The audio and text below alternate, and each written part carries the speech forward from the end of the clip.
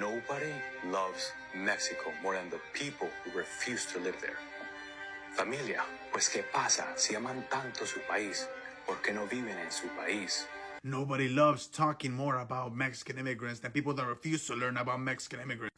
It looks like Daniel wanted attention, and today I have time, so let's talk about it. Let's start with a question. What would it take for you to leave your home, your family, everything you know, to go live somewhere else with no money, no connection, and start fresh? A lot, right? The vast majority of Mexican immigrants love Mexico, and they left not because they wanted to, but because they felt that there was no other choice. And this is the kicker, Danielito. A lot of the reason why Mexican migrants are leaving Mexico are caused by the United States. The United States has a long history meddling in other countries for their own gain. So if people leave because of money issues, you can very often tie it to trade agreements. Is it violence? Because the use of illicit drugs by the United States led to the rising power of many cartels. And can you guess where the cartels get their pew-pews from? I'll give you a hint. They are not manufactured in Mexico. And that's why some people love their home country and they had to leave.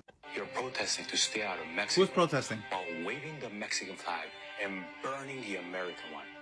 Respect the flag or return to the one you're waving. Because deep down, Who's protesting? America is the greatest country on earth, second to none. If it was not, people wouldn't be trying to come here illegally, dying to come to America. Therefore, don't disrespect the nation that gave you freedom, gave you safety, and is giving you a future. If you're waving the flag of a foreign country instead of the American one, then maybe it's time for you to go back to your country. Simple.